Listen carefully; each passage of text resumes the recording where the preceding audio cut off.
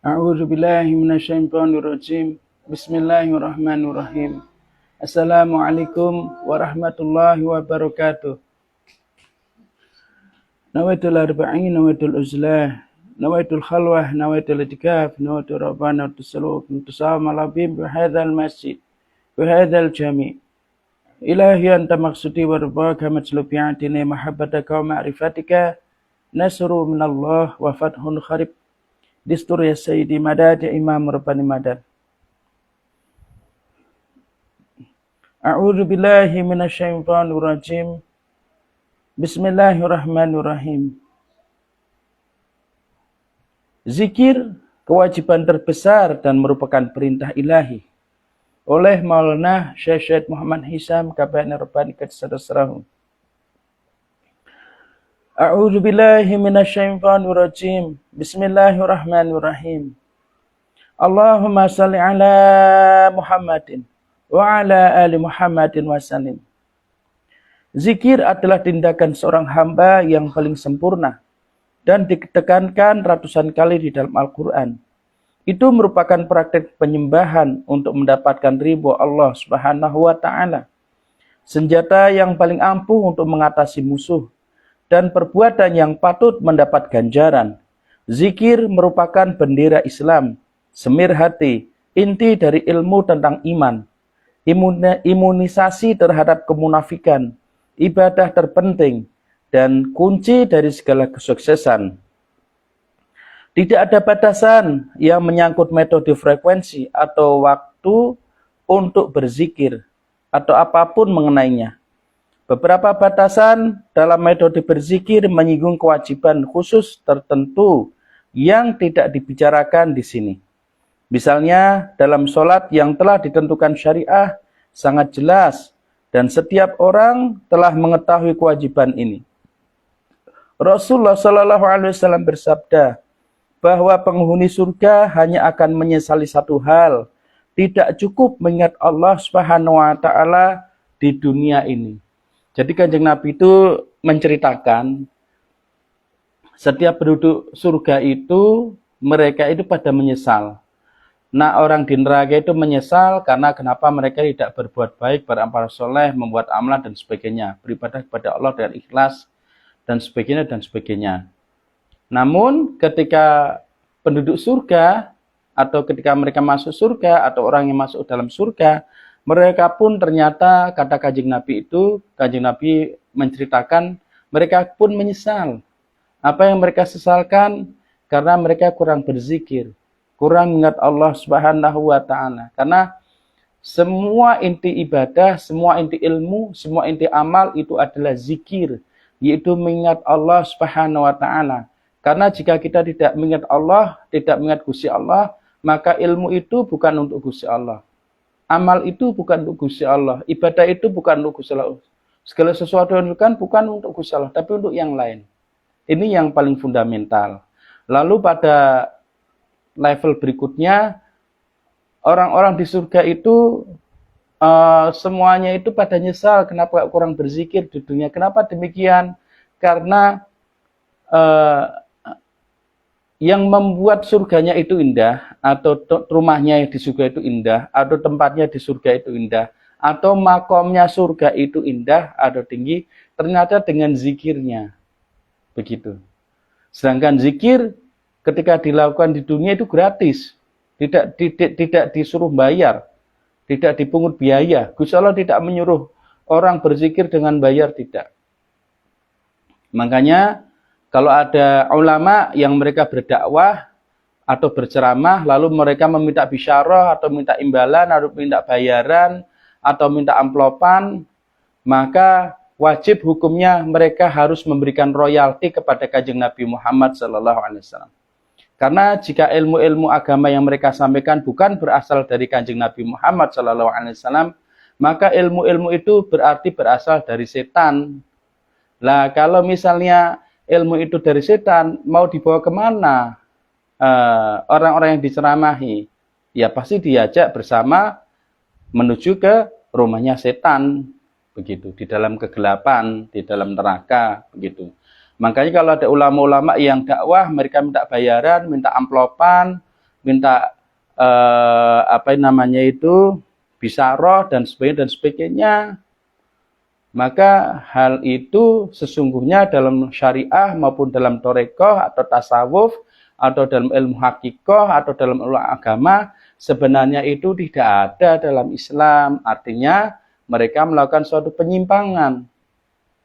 Jika mereka melakukan suatu penyimpangan, artinya mereka tidak terhubung lagi dengan agama Islam. Mereka tidak terhubung lagi dengan Kanjeng Nabi. Mereka tidak terhubung lagi dengan Gusti Allah Subhanahu wa taala. Mereka tidak terhubung lagi dengan Quran dan hadis. Alias apa? Mereka memutuskan diri dari jalur agama itu. Yang mereka sendiri berdakwah menggunakan ilmu-ilmu agama. Tapi untuk kepentingan pribadi, untuk keuntungan pribadi.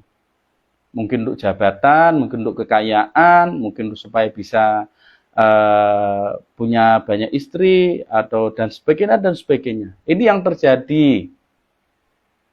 Ini yang terjadi, begitu. Makanya banyak masyarakat kita itu yang pada mulai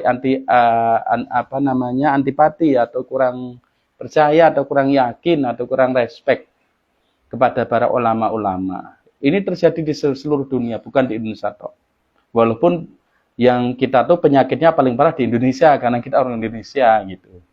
Zaman sekarang ulama mana yang mereka ceramah nggak dibayar mereka mau. Hanya 1001 katanya. Lalu bagi kalian para ulama yang kalau berceramah atau berdakwah itu minta bayaran atau minta amplopan atau minta uang atau minta bisyarah, maka setiap kalian dapat pembayaran atau dapat bayaran dari apa yang kalian ceramahkan atau amplopan atau bisyarah atau apapun lah yang kalian bahasa kalian.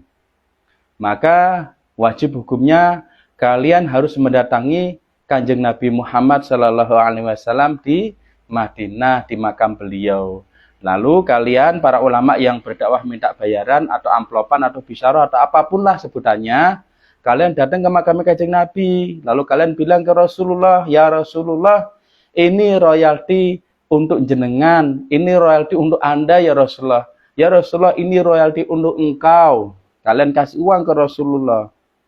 Begitu. Itu namanya adab. Uang dalam bisnis saja, dalam dunia apapun, kalau mereka menggunakan hak cipta orang lain, mereka kena royalti. Sedangkan agama ini hak ciptanya dari Gusti Allah. Yang Gusti Allah berikan lisensi itu kepada Kanjeng Nabi. Lalu Kanjeng Nabi itu beri lisensi kepada para siapa? Kepada para wali. Begitu. Makanya para wali tidak pernah minta bayaran dalam berdakwah. Para wali tidak pernah minta amplopan dalam berdakwah. Para wali tidak pernah minta bisyarah dalam berdakwah. Mereka ikhlas. Begitu. Karena mereka bersama Kanjeng Nabi, mereka bersama Gusti Allah. Apa buktinya? Buktinya mereka mengikuti. Kanjeng Nabi tidak minta bayaran, mereka tidak minta bayaran. Kanjeng Nabi tidak minta amplopan, mereka tidak minta amplopan. Kanjeng Nabi tidak minta bisyarah, mereka tidak minta bisyarah. Begitu. Makanya beragamalah dengan ikhlas. Kalau kalian bisa tulus pada Allah, Allah akan kirimkan orang-orang tulus untuk menolong kalian. Tapi kalau kalian culas pada Allah, tunggu. Allah akan kirimkan orang culas pada kalian. Jadi begitu nggih. Jadi para ulama yang berdakwah minta bayaran atau amplopan atau bisyarah, mereka harus datang ke makamnya Kanjeng Nabi Muhammad. Lalu mereka harus ngasih royalti ke Kanjeng Nabi Muhammad SAW. Ya Rasulullah, ini royalti untuk Anda. Kalau mereka bisa mendengar Rasulullah berbicara di dalam makamnya, apa yang akan Rasulullah katakan? Jahanam kalian. Jahanam kalian, jahanam kalian. Patahlik kata Rasulullah. Patahlik kamu. Celakalah kamu. Gundulmu abuh kamu. Kamu ini yang membuat citraku jadi buruk, jadi fitnah di mana-mana. Kamu ini yang membuat Gusti Allah difitnah di mana-mana. Kamu ini yang membuat agama ini difitnah di mana-mana. Itu siapa? Para ulama ulama yang buruk. Apa itu ulama Ulama yang suka memecah belah umat. Ulama yang materialistis. Ulama yang meminta bisyarah. Ulama yang minta bayaran. Ulama yang minta amplopan. Ulama yang munafik. Ulama yang berpihak kepada orang-orang yang memiliki kekuatan, jabatan, kekayaan, dan sebagainya. Ya Allah. Ini akhir zaman.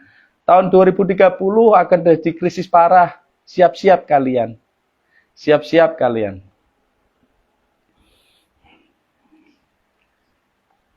Allah Subhanahu wa taala berfirman dalam Al-Qur'an, "Wahai orang-orang yang beriman, perbanyaklah zikir."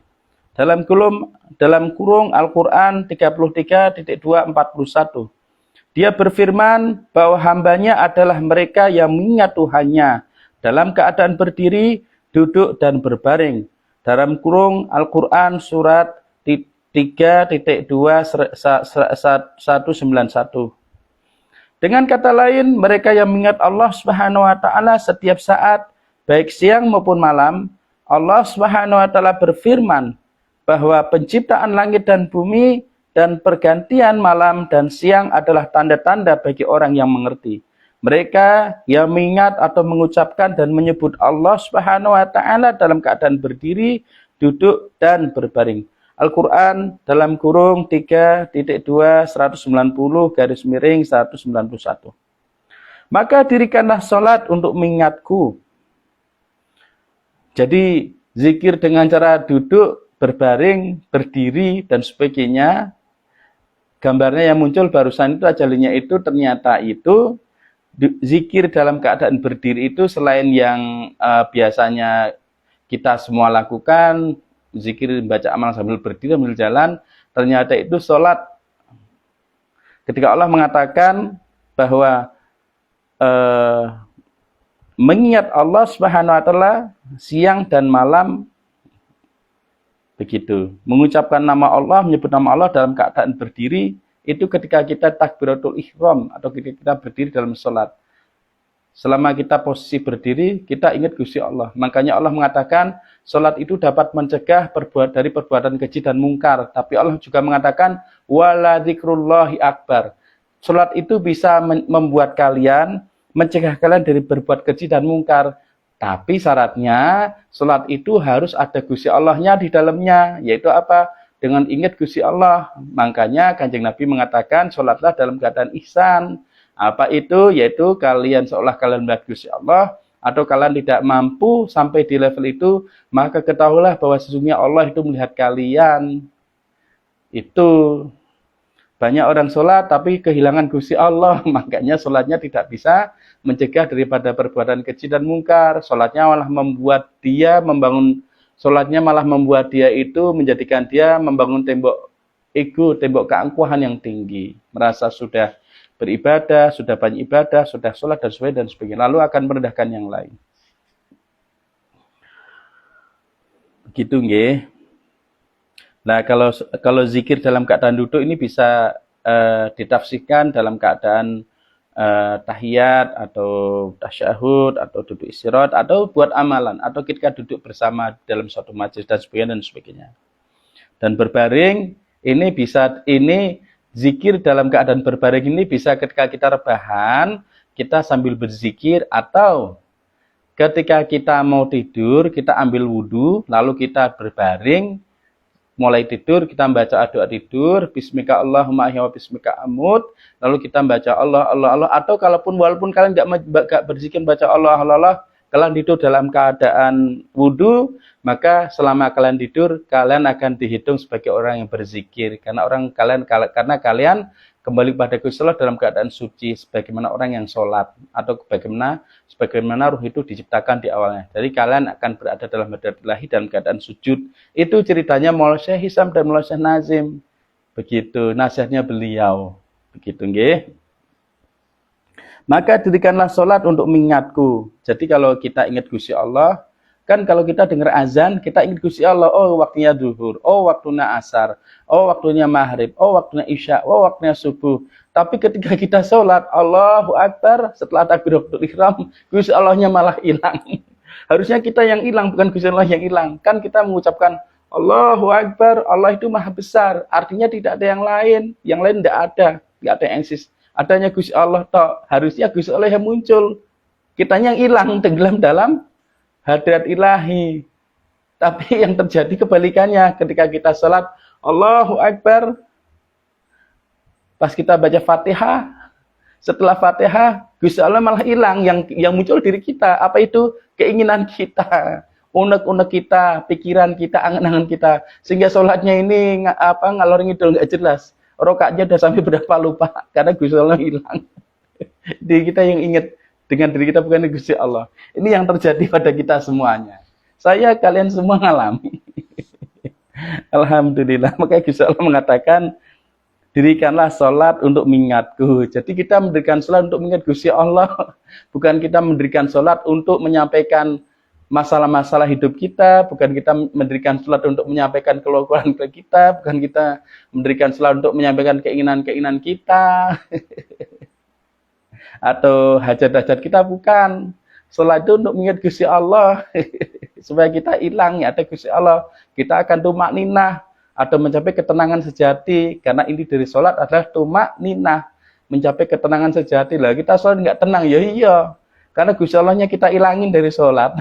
Diri kita malah kita munculin lebih besar. Ya benar, kita nggak tenang. Dikejar-kejar setan terus. Apalagi ketika kita mengucapkan Allahu Akbar, kita bertakbiratul ihram. Dalam takbiratul ihram kita mengucapkan Allahu Akbar, setan menyatakan perang pada kita. Oh, dia bilang Allah Maha Besar, berarti setan nggak ada. Weh, langsung setan nyerang kita. Supaya setan bisa eksis lagi dalam hati kita, dalam pikiran kita, dalam mata kita, dalam telinga kita, dalam lisan kita, dalam tangan dan kaki kita, dalam perilaku kita. Makanya sholatnya jangan sampai putus, nggih. Bismillah. Sholatnya yang nggak putus saja, masih sempoyongan, belayar-belayar untuk menghindarkan diri dari setan, dari godaan setan, menjauhkan diri dari setan. Gimana ya nggak sholat? Kata setan, lawang dia tidak digoda aja udah melangsak, ngapain gue goda? Ntar gue malah ikut melangsak sama dia. Ya Allah. Makanya orang nggak sholat kayaknya hidupnya enak, tenang, nyantai, dia mau apapun bebas. Ya iya, karena setan mikir ngapain nggak gue goda aja udah melangsak, ngapain juga gue goda, ntar malah gue jadi ikut melangsak sama dia. Ya Allah. Sayyidina Aisyah radhiyallahu anha berkata, sebagaimana yang diceritakan oleh Muslim bahwa Rasulullah Shallallahu Alaihi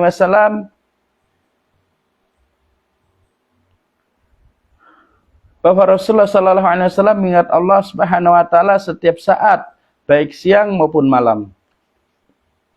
Rasulullah Shallallahu Alaihi Wasallam bersabda, jika hati kalian selalu dalam keadaan mengingat Allah Subhanahu Wa Taala, para malaikat akan mendatangi kalian sampai ke titik di mana mereka akan memberi salam kepada kalian di tengah perjalanannya. Hadis riwayat Muslim. Jadi ketika kita berzikir atau istiqomah zikir, masalah itu datang, itu karena Gusti Allah itu ingin ngetes zikir kita ini sudah paten apa belum, sudah mutlak apa belum Gusti Allahnya dalam hati kita ini. Gusti Allahnya ini sudah pakem apa belum, sehingga jika kita ada masalah, kita masih bingung, masih panik kayak saya dan jenengan semua, berarti zikirnya belum paten, makanya harus berzikir lagi, ulangi lagi, zikir lagi, terus bikin terus sampai zikirnya paten. Sehingga kalau ada masalah maupun nggak ada masalah, hidup ngeflat. Karena dia tahu semua itu datang dari Gusti Allah dan akan kembali pada Gusti Allah. Gusti Allah ngasih, Gusti Allah akan ngambil. Terus kalau misalnya orang yang sampai pada titik di mana zikirnya paten, dia udah bisa mencapai tetap tenang apapun yang terjadi, apakah dia terus nggak harus berzikir? Ya enggak, dia lebih banyak lagi zikirnya malahan. Misalnya seperti di dalam sekolah spiritual kita ini, Thariqah Naqsbandi ini, orang yang baru pemula, baru awal ikut bergabung, dia diajarkan zikir mubtadi. Zikir mubtadi itu secara singkat, keterangannya itu membaca zikir Allahnya itu 1500 kali. Baca salawatnya itu 100 kali. Begitu. Lah, nanti kalau dia sudah mulai istiqomah, dia akan naik ke level berikutnya, zikir musta'id. Zikir mubtadi adalah zikir pemula. Zikir musta'id adalah zikir persiapan. Tapi nanti baca zikirnya jadi 2500 kali. Begitu. Nah, terus baca salawatnya jadi 300 kali. Nanti usai istiqomah, maka kita akan mulai dinaikkan lagi pada pelajaran berikutnya, yaitu melakukan zikir ahlul azim atau zikir yang sesungguhnya. Barulah kita disebut buat amalan secara Naqsbandi. Begitu. Tapi walaupun kita bermubtadi atau mustahid, nggak apa-apa, kita lakukan terus. Yang penting kita ikuti perintah syekh kita. Kita tetap akan dianggap amalan oleh masyaihina karena kita ikuti masyaihina. Lalu zikir ahlul azim. Zikirnya baca Allah yang tadi musta'id itu 2500 kali Allah.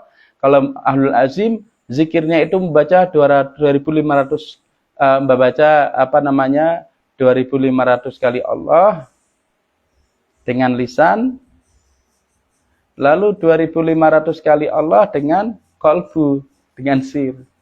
Lalu baca salawatnya berapa kali? Baca salawatnya 1000 kali.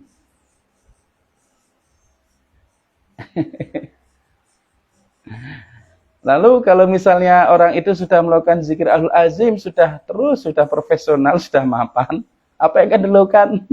Tunggu. Syekh akan memberitakan kita untuk membaca zikir ahlul azim itu sehari sebanyak 3 kali. Sehari 3 kali, begitu. Zikir ahlul azim itu. Sehingga ketika dikalkulasi pagi habis subuh ahlul azim sekali, dia baca zikir Allah 5.000 kali. Terus 1000 kali baca salawat. Itu kalau hari biasa, kalau hari Senin, Kamis, dan Jumat itu baca salawatnya menjadi 2000 kali atau 3000 kali. Nah terus kalau ahlul azim terus siang dia melakukan zikir ahlul azim lagi misalnya atau sore 5.000 tambah 5.000 jadi 10.000. Nah terus malamnya dia pikir zikir ahlul azim malamnya dia pikir ahlul azim sekali lagi tambah 5.000 lagi jadinya berapa? 15.000. Kalau sudah terbiasa, sudah profesional, ketika bikin zikir ahlul azim, baca Allahnya dengan lisan itu 5.000 kali. Lalu baca Allahnya lewat qalbu atau hati atau sir itu 5.000 kali, jadi 10.000 kali. Lalu siang pun sama. Baca Allahnya dengan lisan 5.000 kali, dengan sir, dengan qalbu 5.000 kali, 10.000 kali. Malamnya sama, baca Allahnya dengan lisan 5.000 kali, dengan sirnya itu 5.000 kali, jadi 10.000 kali. Jadi dia jika diakumulasi, dikalkulasi, zikir ahlumnya dilakukan sehari 3 kali itu, dia akan membaca zikir Allah itu sebanyak 15.000 kali dengan lisan dan 15.000 kali dengan qalbu. Jika ditambah sama dengan 30.000 zikir. Itu membuat kalian akan titik-titik. Tidak ceritakan di sini. Begitu. Nah, kalau baca salawatnya 1000 kali di siang, 1000 kali di pagi, di 1000 kali siang, di malam berarti 3000 kali. Kalau misalnya Senin, Jumat, dan Kamis baca salawatnya 2000 kali misalnya. Atau 3000 kali dihitung 6000 kali atau 9000 kali. Jadi begitu di dalam sekolah spiritual kita atau Thariqah Naqsbandi kita. Jadi masyaihina memberikan kita suatu pelajaran step by step, tidak langsung lompat-lompat enggak. Sama halnya kita dengan syekh kita, adabnya kita dengan syekh kita, pintu kita syekh kita enggak lompat-lompat ke syekh yang lain. Walaupun mungkin ada big syekh atau big alim atau big wali, kita enggak tertarik. Karena pintu kita cuma satu, syekh kita ini adab. Sebagaimana kita melakukan zikir-zikir yang diajarkan dalam tradisi Thariqah Naqsbandi yang mulia kita ini. Masya Allah, sallallahu ala Nabi Muhammad. Jadi memang kalau dalam matematis, setiap orang kan punya 7 titik latoif. Setiap 1 titik latoif itu latifahnya bisa kebuka jika dia berzikir Allah 10.000 kali selama sekitar 10 tahun atau 12 tahun atau itu secara matematis dia akan kebuka, baru 1 kebuka, 2. Tapi di dalam Naqsbandi ini bukan begitu.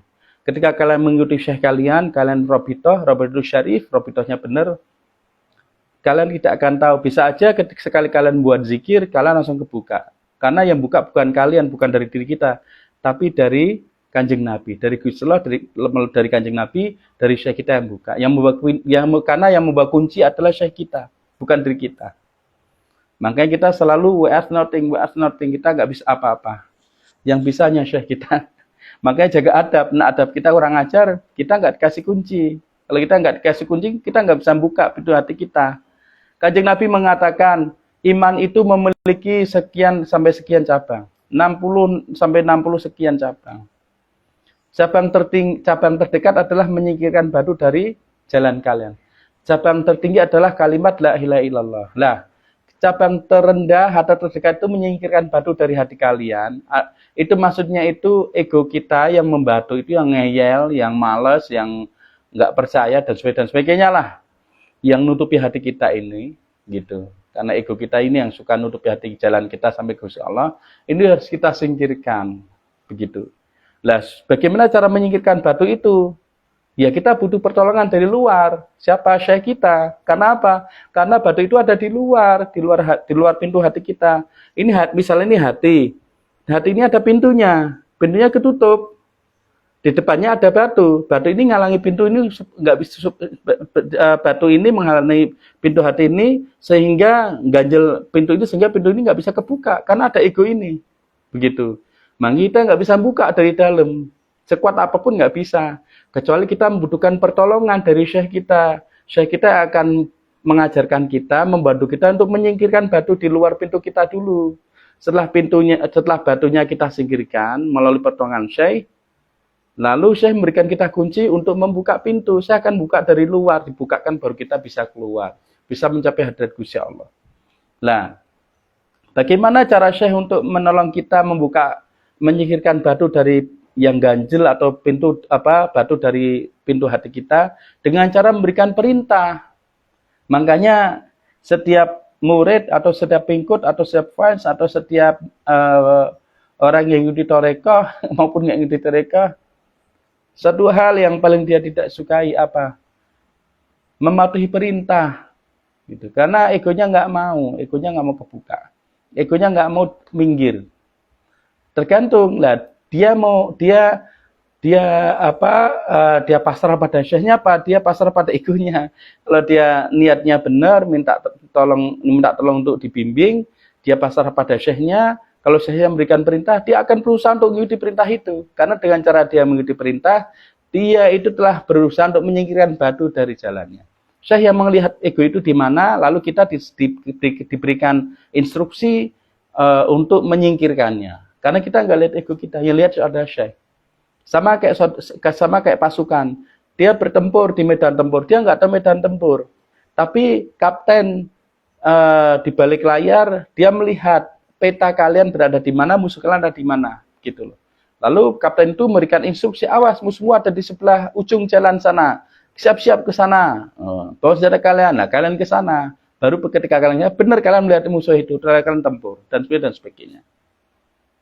Jadi seperti itu instruksi dalam perintah dalam thariqah. Syekh selalu memberikan kita perintah karena ketika Syekh melihat ego kita kok membahayakan bagi hati kita, bagi diri kita, bagi pintu kita untuk mencapai Gusti Allah, maka saya akan berikan perintah. Ketika kita mematuhi, artinya kita mau bertempur menyingkirkan ego itu, melawan ego itu. Ketika kita mampu melawan ego itu karena bantuan dari Syekh, maka kita akan keluar. Kita akan melakukan perjalanan, kita akan masuk ke pintu-pintu berikutnya. Apa pintu berikutnya itu siapa? Pintu hati Syekh kita. Dari pintu hati kita, ego kita singkirkan melalui pertolongan Syekh. Saya memberikan perintah untuk menyingkirkan ego dengan cara memberikan perintah.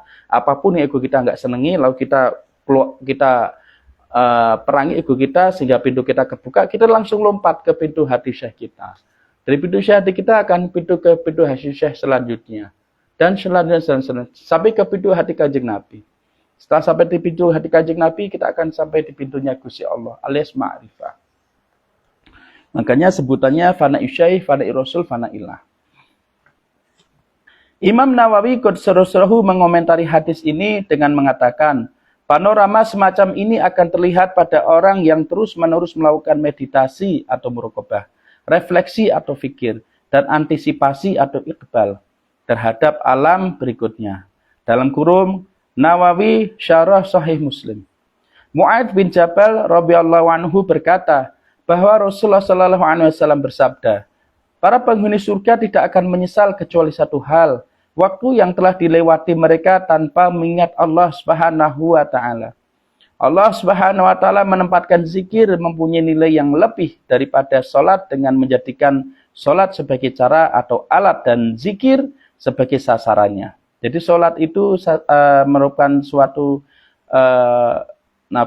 sarana atau tata cara begitu, atau alat, dan zikir adalah sasarannya. Jadi sholat itu adalah sasarannya untuk Gusti Allah. Sholat itu hanya sebagai cara atau alat, tapi ya harus dilakukan. Karena kalau tidak sholat ya berarti nggak ada bukti kalau dia itu berzikir pada Gusti Allah.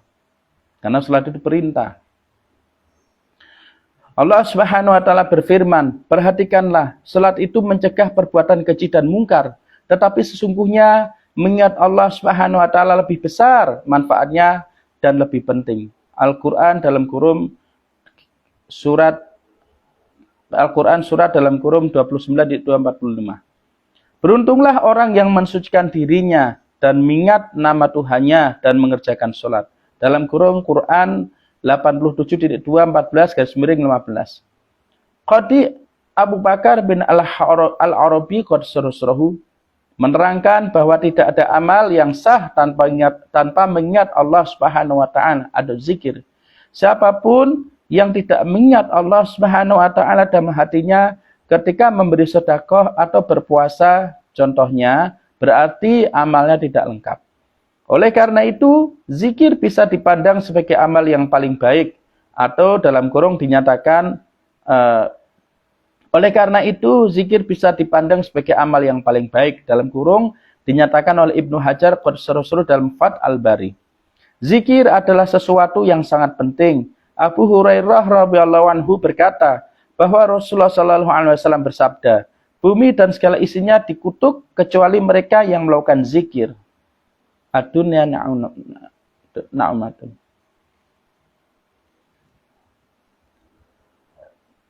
Jadi dunia itu dikutuk kalau kata Kanjeng Nabi. Ad-dunya mal'unatun. Bumi dan segala isinya dikutuk kecuali mereka yang melakukan zikir, guru-guru dan semua muridnya. Dalam kurung Tirmizi Qadsarusrahu menyatakan hadis hasan. Begitu pula Ibnu Majah Qadsarusrahu, Baihaqi Qadsarusrahu dan lainnya. Jadi kalau kita jenengan semua, saya tidak ingin dikutuk Gusti Allah, ya berzikir supaya kita enggak dikutuk.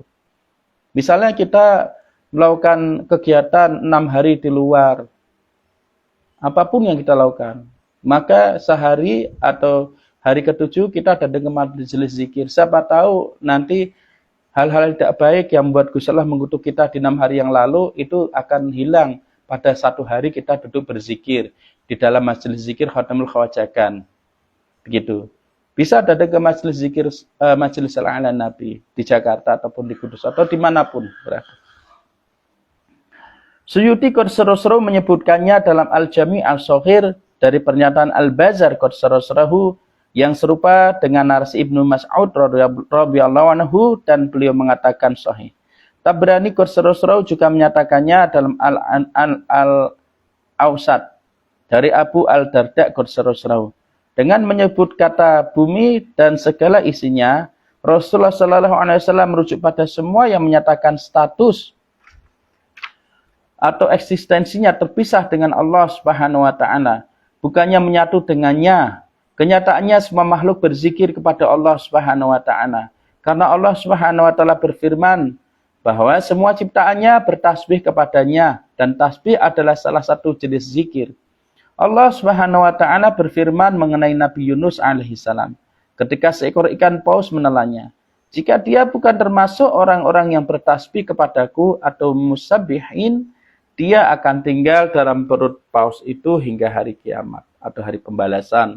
Dalam kurung Al-Quran 33.2, 147-144. Hadis Rasulullah SAW yang baru saja disebutkan juga menekankan pentingnya mengikuti seorang guru yang mempunyai pengetahuan. Jadi zikir kalian itu sampai ke langit, sampai ke Gusti Allah apa tidak itu tergantung apa? Tergantung kalian punya guru apa tidak. Lah guru kalian itu punya hubungan dengan lain apa tidak, alias punya ijazah atau punya izin atau punya otoritas dari Gusti Allah, dari Kanjeng Nabi dan para wali-wali apa tidak. Nah, enggak yo, zikir kalian tidak akan lebih tinggi dari kepala kalian, alias zikir kalian tidak sampai kemana-mana. Hanya memenuhi kepala kalian. Hadis Rasulullah Sallallahu Alaihi Wasallam yang baru saja disebutkan juga menekankan pentingnya mengikuti seorang guru yang mempunyai pengetahuan, karena tidak ada yang bisa mencegah datangnya kutukan selain berkah. Inilah, jadi ingat, berkah itu dapat menghilangkan atau melindungi kalian dari kutukan. Maka cari orang-orang soleh, para wali, minta Allah berkah pada mereka. Saya setiap saat, setiap hari, setiap waktu minta berkah pada masyaihina, agar saya tidak dikutuk oleh Gusti Allah. Saya dan keluarga saya, begitu. Dan seluruh keluarga majelis salam Nabi saya.